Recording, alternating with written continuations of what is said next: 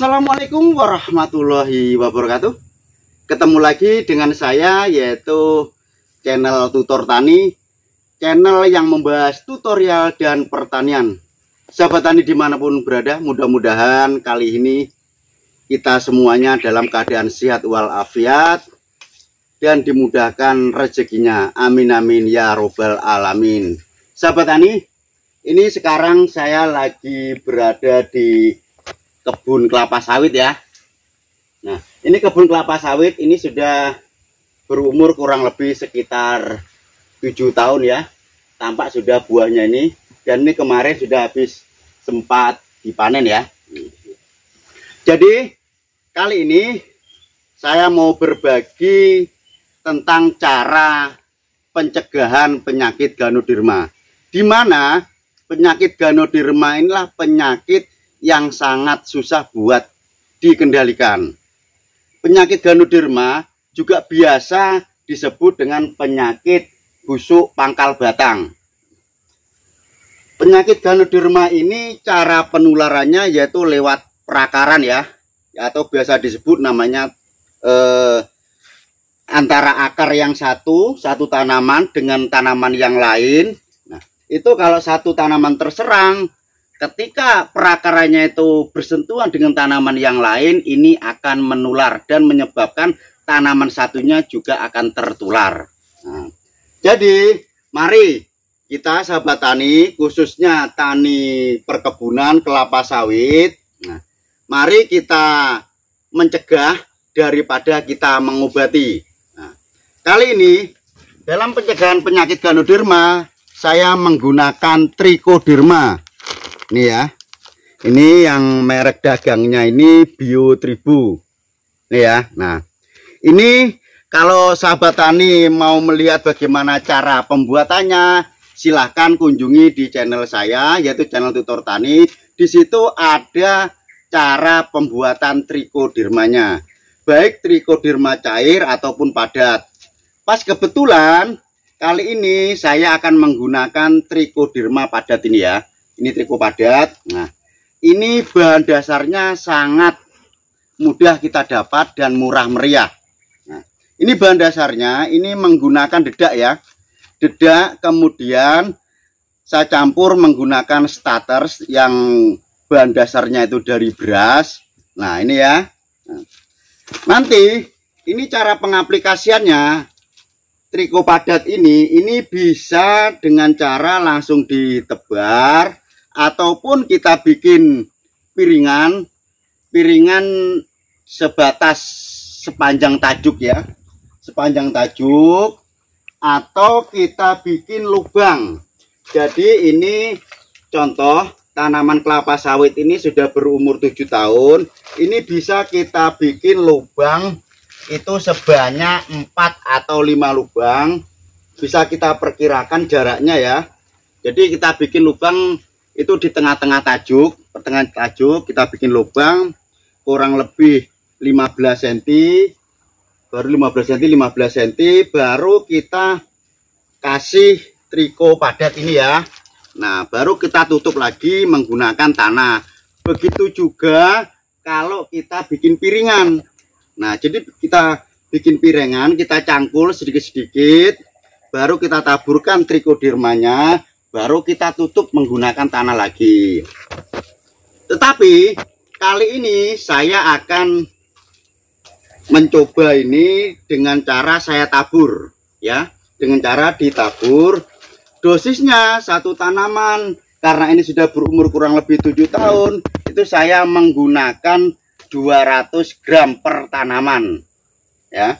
Tetapi kalau tanamannya itu masih TBM, tanaman yang belum menghasilkan, itu dosisnya itu bisa kita kurangi. Jadi ini adalah kemasan 1 kilo. Kalau kita gunakan buat tanaman belum menghasilkan, ini bisa kita gunakan 7 sampai dengan 10 tanaman. Baik sahabat tani, langsung saja kita mulai ya.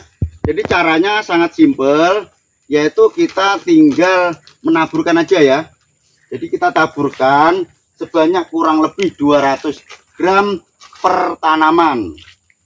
Nih, jadi kita taburkan seperti ini.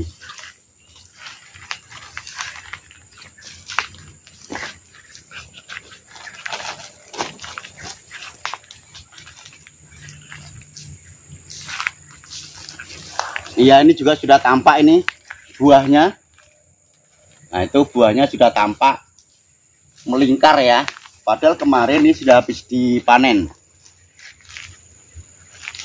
Yang perlu diperhatikan dalam kita pemberian trichoderma ini diusahakan areal sekitar pohon ini dalam keadaan bersih atau tidak ada gulmanya ya. Karena kalau kita memberikan pupuk atau melakukan pemupukan pada tanaman yang di sekitarnya itu banyak gulmanya, sedikit banyak pupuk yang kita berikan juga akan terserap oleh gulmanya. Jadi sangat sayang kalau pupuk yang kita taburkan ke tanaman itu tidak bisa terserap atau diserap maksimal oleh tanaman. Nah, seperti itu ya sahabat tani ya. Jadi mungkin bisa kita tekankan dalam kita budidaya tidak hanya tanaman perkebunan kelapa sawit. Nah, bisa juga tanaman budidaya yang lainnya seperti tanaman hortikultura, tanaman pangan. Nah, itu diusahakan dalam perawatan kita itu bisa maksimal. Pertama yaitu mulai dari areal sekitar, usahakan kadar gulmanya itu bersih. Kemudian ketika kita melakukan pemupukan, usahakan menggunakan pupuk yang seimbang. Nah, terutama adalah pupuk makro. Pupuk makro adalah pupuk yang banyak mengandung N, nitrogen, kemudian P, fosfor, kemudian K, kalium. Nah, usahakan banyak yang mengandung yang pupuk majemuknya ya, pupuk makronya. Tetapi tanaman juga membutuhkan pupuk mikronya. Jadi pupuk mikro walaupun sedikit itu sangat dibutuhkan buat tanaman. Jadi jangan sampai kita itu cuma memberikan unsur hara makronya, tetapi juga berikanlah unsur hara mikronya walaupun sedikit. Seperti itu. Kemudian usahakan lagi ketika dalam pemupukan itu adalah tepat waktu. Jadi jangan menunggu tanaman itu kekurangan pupuk. Nah, jadi usahakan ketika kita melakukan pemupukan itu terjadwal. Contoh seperti ini tanaman sudah menghasilkan, sudah berbuah. Nah, ini kurangi kita menggunakan pupuk yang mengandung unsur hara nitrogen atau N. Tetapi banyakinlah pupuk yang mengandung unsur P dan K, yaitu fosfor dan kalium. Karena kalau kita memberikan pupuk pada tanaman yang sudah berbuah banyak yang mengandung unsur P dan K, nah itu secara langsung itu perakaran, karena pupuk P itu adalah merangsang bulu-bulu akar. Kalau perakarannya banyak, otomatis tanaman akan banyak menyerap unsur hara. Ditambah dengan pupuk K, kalium. Nah, pupuk kalium itu adalah buat mencegah bunga yang rontok, kemudian dia juga bisa memadatkan atau cepat mematangkan buah, dan dia juga berfungsi, dia itu menjadikan buah itu menjadi berat, seperti itu. Nah, jadi sahabat tani, ketika kita melakukan budidaya, mari kita semuanya itu kita perhatikan ya. Tetapi kebanyakan kita petani itu cuma banyak mau mengambil hasilnya, tetapi kurang mau, saya katakan ya, kurang mau ketika memberikan pupuk atau makanan. Nah, jadi seharusnya kita tuh harus berimbang. Ketika kita mau mendapatkan hasil yang banyak, otomatis tanaman juga harus kita beri makan yang banyak. Oke, jadi seperti itu ya sahabat tani. Mudah-mudahan dengan video ini bermanfaat, khususnya buat petani pekebun kelapa sawit.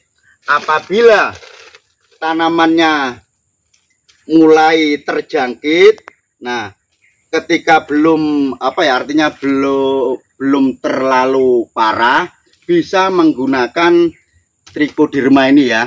Nah, tetapi saran saya alangkah baiknya kalau kita itu melakukan pencegahan, ya.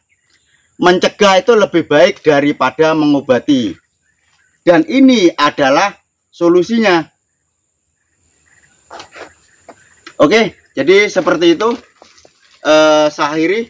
Wassalamualaikum warahmatullahi wabarakatuh.